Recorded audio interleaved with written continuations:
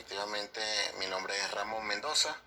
Quiero conversar con ustedes en función de lo que nos trae hoy a este pequeño diálogo, a esta pequeña exposición, que es referente a la responsabilidad civil extracontractual por hecho ajeno, la responsabilidad civil de los protectores y artesanos por el hecho ilícito de los alumnos o aprendices. Igualmente lo que tiene que ver con la responsabilidad civil por el hecho ilícito del sirviente o dependiente. La responsabilidad por los daños causados con vehículos de tránsito terrestre. La responsabilidad por guarda de las cosas, por el hecho de las cosas inanimadas, por causa del incendio de las cosas y por ruina de edificios. En este caso, comenzando, podemos incluir que lo que corresponde en este caso a lo que son las responsabilidades por hecho ajeno están establecidas en el Código Civil y en el Código Penal. La del dueño o principal por el daño causado por sus sirvientes o dependientes en el ejercicio de las funciones propias de su empleo.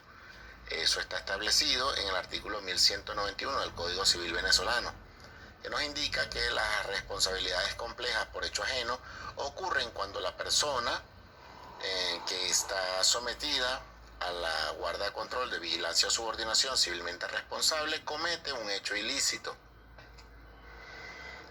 Igualmente, quiero comentarles que el civilmente responsable tiene acción de regreso contra quien cometió el hecho ilícito. Siempre que sea imputable, puede reclamarle el agente material del daño el monto de la reparación que deba a la víctima.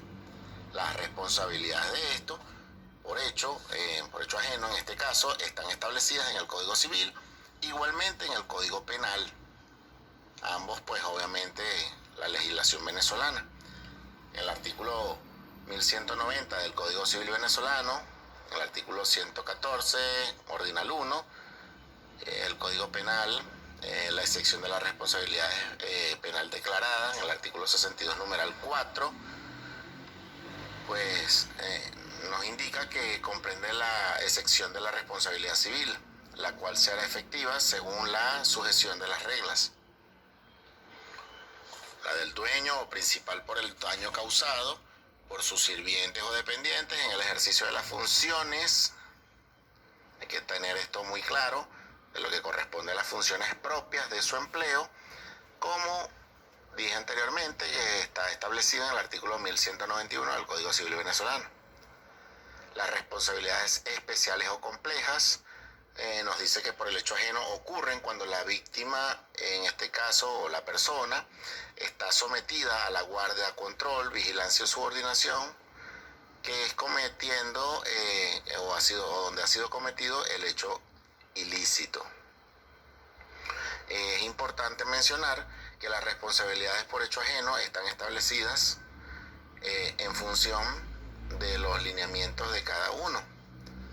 Por ejemplo, cuando hablamos de el padre, madre o tutor, de ese hecho ilícito en el que incurren los menores que habitan con ellos, lo establece en un encabezamiento del artículo 1190 del Código Civil.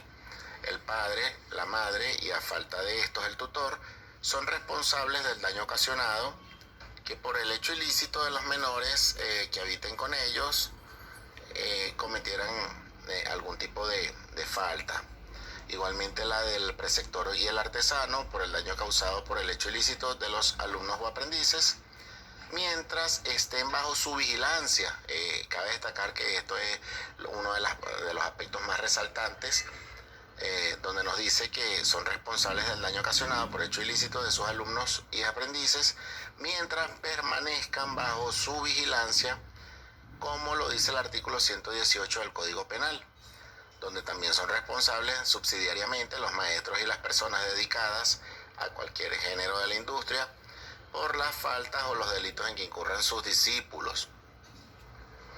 Hay algunas disposiciones legales y fundamentos igualmente, que por ejemplo nos indica el artículo 1190 del Código Civil, donde se dispone que los preceptores y artesanos son responsables del daño ocasionado por el hecho ilícito de sus alumnos y aprendices mientras permanezcan en su vigilancia. Esto es uno de los aspectos más resaltantes, donde hace, digamos, lo que tiene que ver con la relación entre uno y el otro. El aprendiz es la persona que recibe del artesano los conocimientos de un oficio, mientras que trabaja con este. Igualmente, este ayuda al artesano en sus labores, y el contrato de aprendizaje debemos de recordar, fue muy común en lo que fue el siglo XIX, igualmente principios del siglo XX.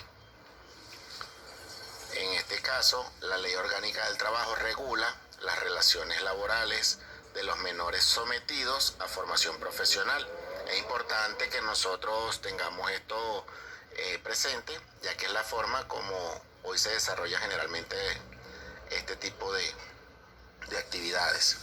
Igualmente podemos referir que lo establecido en los artículos 300 al 305 de la Ley Orgánica del Trabajo nos indica que los jóvenes y las jóvenes tienen el derecho y el deber de ser sujetos activos del proceso del desarrollo nacional.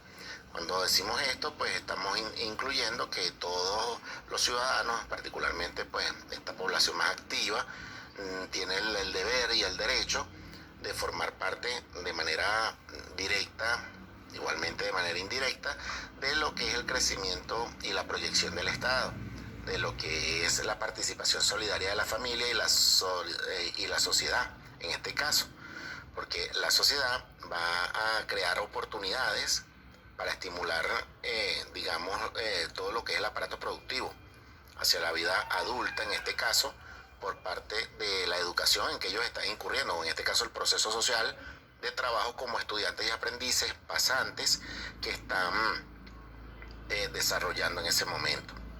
Esos requisitos de procedencia, son que se estén en disputa, resulte evidente la relevancia constitucional. Obviamente debe de haber una relación allí con la parte legal, cuando se hayan agotado pues todos los medios ordinarios y extraordinarios en la defensa judicial al alcance de la persona afectada. Debemos de decir igualmente que cuando se trate de una irregularidad procesal, debe quedar claro que la misma tiene un efecto decisivo y determinante en la sentencia que se le impugna, que se cumpla con el requisito de inmediatez, que tiene que ver con lo que es la tutela, que hubiera en este caso interpuesto en un término razonable o proporcionado a partir del hecho que la originó. Igualmente la parte actora identifique de manera razonable tanto los hechos que generaron la vulneración como los hechos vulnerados. Todo esto es muy importante, esto que tiene que ver con los motivos de lo que estaba generándose, en este caso los motivos de procesabilidad. Debemos de mencionar o puedo hacer la recordatoria acá para ustedes, que tiene que ver con el defecto orgánico que se presenta cuando el funcionario judicial tuvo que ver con la providencia impugnada. Igualmente el defecto procesal o el defecto procedimental absoluto, que en este caso es el que se origina cuando el juez actuó completamente al margen del procedimiento establecido. Y allí, se mencionan, según mal no recuerdo, más o menos 7 u 8 fundamentos, donde culmina pues con la violación directa de la Constitución, donde obviamente la presunción de la culpa es un medio a través del cual el juez puede descargar o desplazar las cargas de la prueba, y esta se da cuando el hecho de los constitutivos de la culpa son ejecutados o dejan de serlo directamente por la persona autora del hecho o autora del daño en este caso. Hay un contexto de todo lo que rodea el acontecimiento del fenómeno, al que podríamos referirnos como el entorno físico en el que ocurren estos hechos. Ahí hay un acondicionamiento del mensaje en cuanto a su interpretación se refiere. La ley de protección a las víctimas, testigos y demás sujetos intervinientes en el proceso penal nos indica, igualmente en el Código Procesal Penal y el Código Penal, en el artículo 2, se desglosan allí varios principios para la aplicación de este título. En este caso, el principio de protección, lo que refiere al principio de proporcionalidad y necesidad, y el principio de confidencialidad. Igualmente, las personas responsables nos muestra el artículo 127 de la Ley de Tránsito y Transporte Terrestre, que nos indica que, y señala en este caso, que el conductor propietario del vehículo, en este caso en conjunto con su empresa aseguradora, están solidariamente obligados a reparar todo daño que se cause con motivo de la circulación de dicho vehículo. ¿Quién responde por los daños en un accidente de tránsito en nuestro país?